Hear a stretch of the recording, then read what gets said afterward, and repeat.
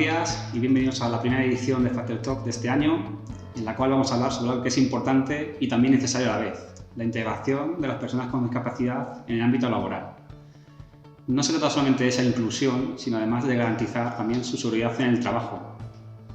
Y para hablar de ello, hoy contamos con Patricia Sanz. Patricia, buenos días y bienvenida. Buenos días y muchas gracias por la invitación. Gracias a ti por asistir y compartir con nosotros estos minutos. Bueno, Patricia es licenciada en Psicología por la Universidad Autónoma de Madrid y máster en Recursos Humanos en el Instituto de Empresa. Se incorporó al Grupo Social 11 en 1998 y a lo largo de estos 25 años ha desempeñado distintos puestos de gestión relacionados con el área social y atención a personas con discapacidad visual, además de como directora de Corporación de Organización y Recursos Humanos del Grupo Empresarial. Actualmente, Patricia es vicepresidenta de Igualdad, Recursos Humanos, Cultura Institucional e Inclusión Digital de la ONCE. Bueno, Patricia, actualmente pues, las empresas es muy frecuente que tengan empresas diversas, en el cual se conjugan diferentes trabajadores de diferentes edades, incluso diferentes también identidades de género y también, por supuesto, los trabajadores con alguna discapacidad, ¿no?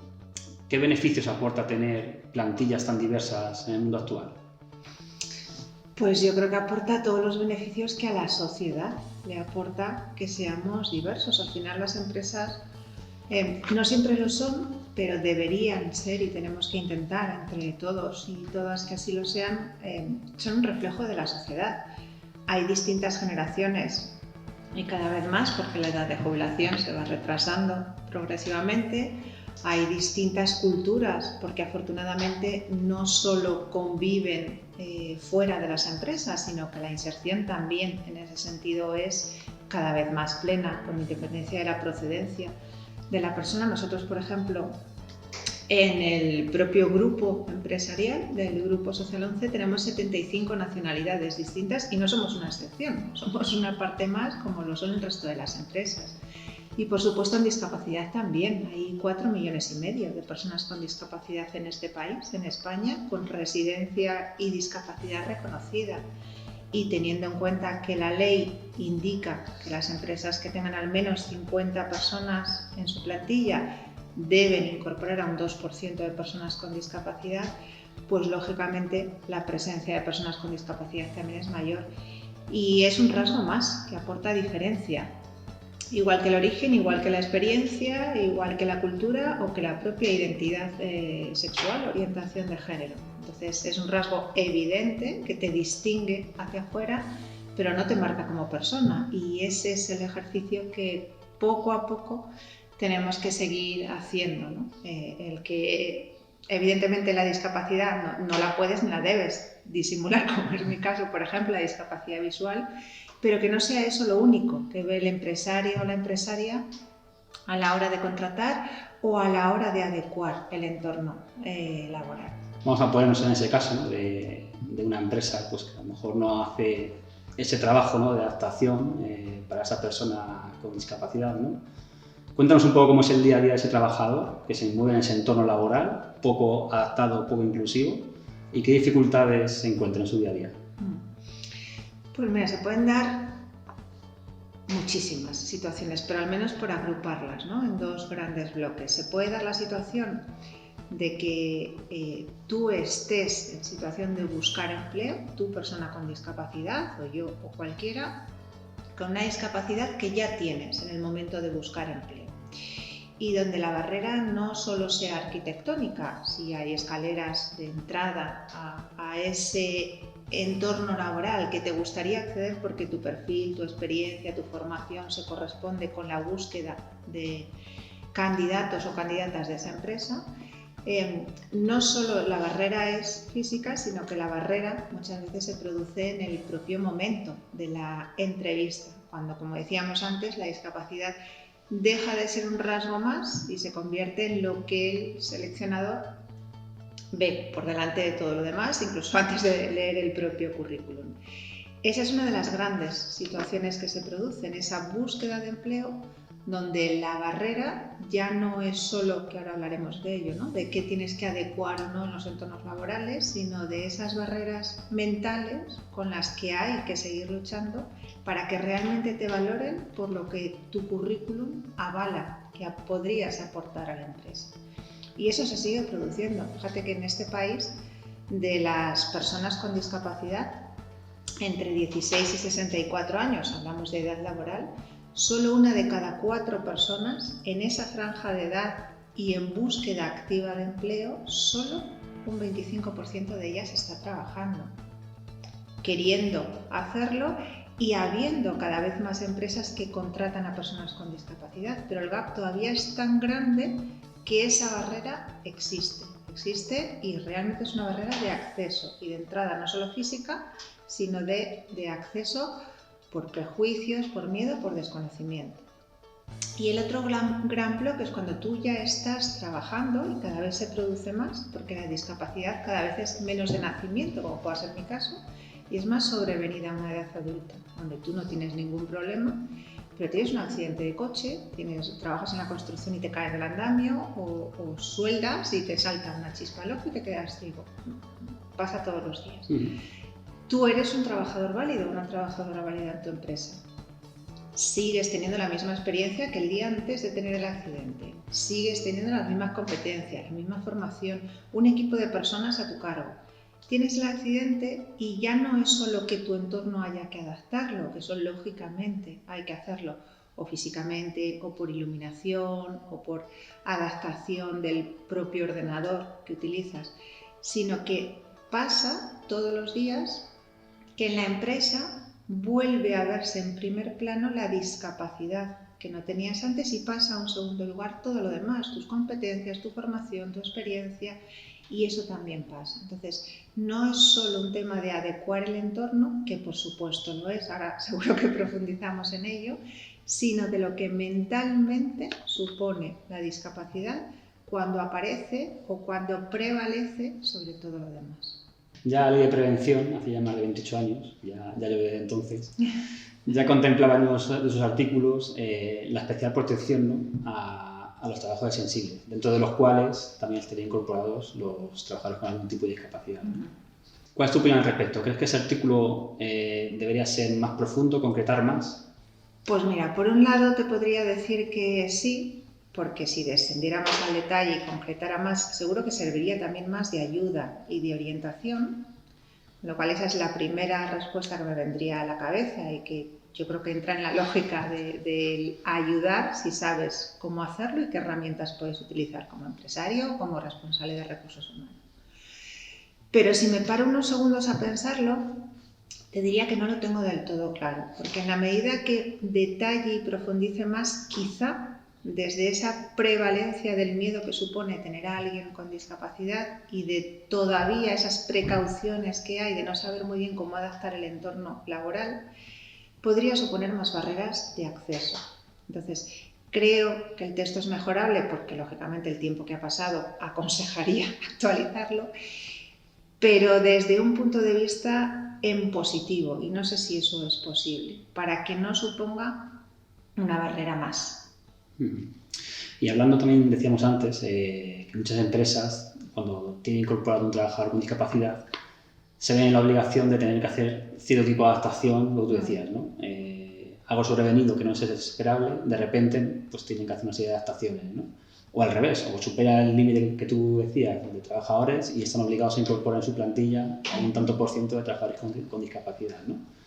¿Qué adaptaciones habría que llevar a cabo? Es decir, ¿cuáles serían las adaptaciones básicas, mínimas, ¿no?, para poder lograr esa inclusión de esas personas? En la mayoría de los casos no son grandes adaptaciones. Nosotros, y lo pongo como ejemplo, insisto que cada vez hay más empresas que incorporan a personas con discapacidad en su plantilla. Nosotros en el Grupo Social 11 tenemos a más de 70.000 personas en plantilla en todo el grupo. Y de ellas, el 62% tiene discapacidad. Nosotros generamos empleo para personas con y sin discapacidad. De hecho, somos el cuarto mayor empleador no público de este país. Lógicamente, tenemos la prioridad de contratar a personas con discapacidad.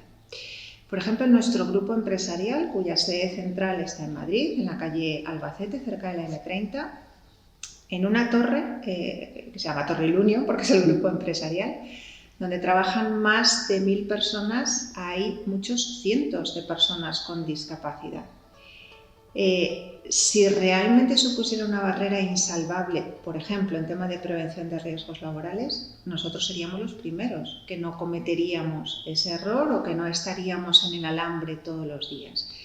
¿Cuáles son las principales adaptaciones que hay que hacer? Da igual que la discapacidad venga contigo cuando buscas el empleo o que te sobrevenga cuando estés trabajando y sea necesario adaptar tu puesto para que puedas seguir haciéndolo. Si a mí con 40 y tantos años me sobreviene una discapacidad, tengo 20 años de vida laboral por delante. No tengo, si no quiero y puedo, por qué acabar en una incapacidad si puedo seguir trabajando. Si tengo una discapacidad visual, como es mi caso y soy afiliada a la ONCE, todas las adaptaciones visuales las pone, las paga y las instala la ONCE. O sea que a la empresa le supone 0 esfuerzo, 0 gasto y 0 coste de mantenimiento posterior.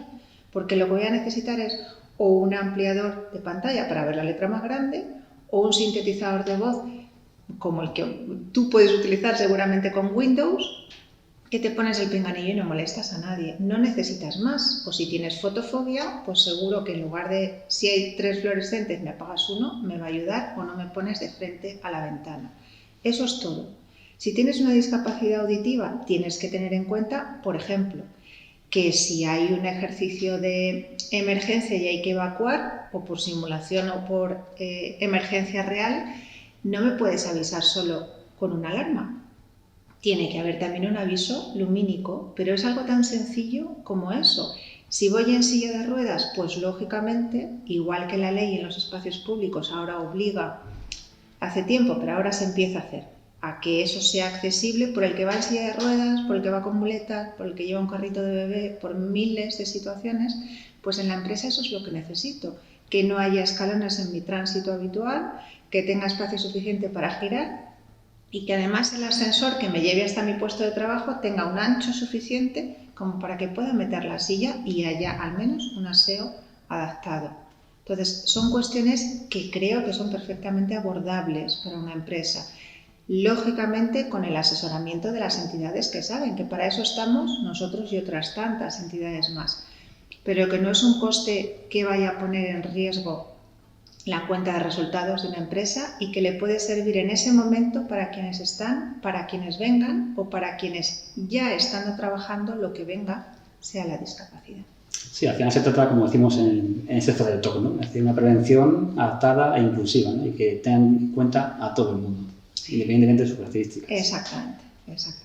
Y que no te suponga tener que llevarte a un despacho aparte y separarte de tu entorno laboral, sino que sea el entorno desde lo razonable, no supone hacer una obra a la planta completa, sino desde lo razonable, de verdad incluirte, no solo laboralmente, sino también socialmente, porque esa inclusión en una empresa también es importante. Y es lo mismo que pedimos en las calles para poder ir a trabajar.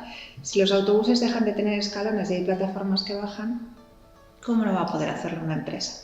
Hablamos ahora de un tema que sé que te gusta y además te sientes cómodo hablando sobre ello, que es el tema de la mujer. Bueno, hemos avanzado bastante en reducir la discriminación que venía sufriendo la mujer, ¿no? En la sociedad y también en el trabajo.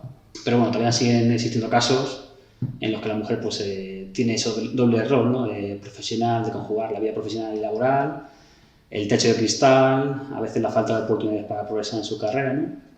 Pero claro, cuando hablamos de una mujer que además tiene una discapacidad, es posible que sienta una doble discriminación, ¿no? Por ser mujer y también por su propia discapacidad. ¿Es así? Tan posible es que es real.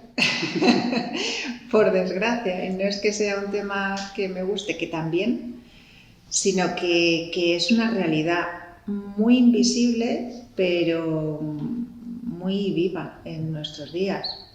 Lo que pasa es que la discapacidad puede tanto que, por ejemplo, cuando vas a buscar empleo del que hablábamos antes, se sigue viendo más la discapacidad, por ejemplo, que el hecho de que seas mujer. Pero es verdad que son discriminaciones que se suman. De hecho, la brecha salarial entre hombres y mujeres de la población general es inferior, tiene más de 16 puntos, pero es inferior que si lo comparamos con las mujeres sin discapacidad, porque sigue habiendo mayor presencia de mujeres con discapacidad en puestos fundamentalmente operativos.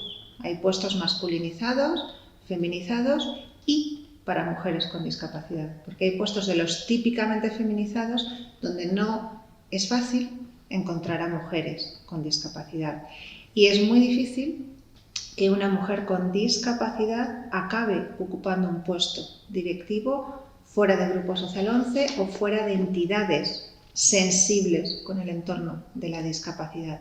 Es más fácil encontrarte a un hombre que si tiene un accidente y tiene que ir en silla de ruedas mantenga su puesto de trabajo, si ya ocupa un puesto de responsabilidad, que si le pasa a una mujer donde se le suele sugerir que se acoja a una incapacidad. Eso sigue pasando y es una doble brecha que realmente existe. Siendo mayor el número de mujeres con discapacidad dentro de esos 4,5 millones, es muy inferior el de las que tenemos un trabajo remunerado por cuenta ajena. Existe la posibilidad del emprendimiento, pero debería existir como una posibilidad más y no como la vía a la que te acoges porque tienes menos oportunidades en la empresa ordinaria. ¿Qué asignatura pendiente nos queda para lograr la plena inclusión de los trabajadores con algún tipo de discapacidad? Que nos lo creamos todos. No solo que lo hagamos, que a mí ya me vale, que lo hagamos porque la ley lo marca. Debería haber un seguimiento donde se vea de verdad no solo qué número de personas con discapacidad tienes en la plantilla, sino en qué puestos los tienen. A veces pasa, y partiendo desde la buena voluntad, que yo lo digo porque así lo creo, que hay empresas que nos piden, por ejemplo, nosotros intermediamos para buscar empleo para personas con discapacidad en empresas externas. Nos piden personas con discapacidad y luego piensan en qué pueden hacer con ellas en la empresa, insisto, desde la buena voluntad de generar empleo para personas con discapacidad. Pero tenemos que conseguir que sea al revés, porque será el primer síntoma de que nos lo creamos. Cuando busquemos un técnico en recursos humanos, un técnico en sostenibilidad, un auxiliar administrativo y en esa oferta incluyamos con igualdad de condiciones también a personas con discapacidad, con la formación que haga falta y la experiencia que la empresa necesite. Entonces empezaremos a creérnoslo de verdad, porque realmente esa selección será una selección donde ante igualdad de oportunidades, personas con y sin discapacidad puedan competir con un puesto de trabajo. Eso todavía no pasa. Y a veces, cuando en una empresa hay una persona de responsabilidad o en la selección o en la toma de decisiones que tiene a alguien cercano con discapacidad, no se lo deseo a nadie, pero es verdad que nos ayuda. Porque teniéndolo cerca lo conoces más y lo conoces en el día a día, también fuera del entorno laboral. Y hay cosas que podemos hacer y hay cosas que no, como los demás. Nadie puede hacer de todo. Yo no puedo ser cirujana, pero hay cosas que sí que puedo hacer. Entonces, el conocimiento de verdad cercano en el tú a tú de las personas con discapacidad hace que la prevención de riesgos, teniéndolo en cuenta, pero se naturalice, que la selección de personas con discapacidad se normalice y que de verdad esa inclusión se lleve dentro y fuera del entorno laboral.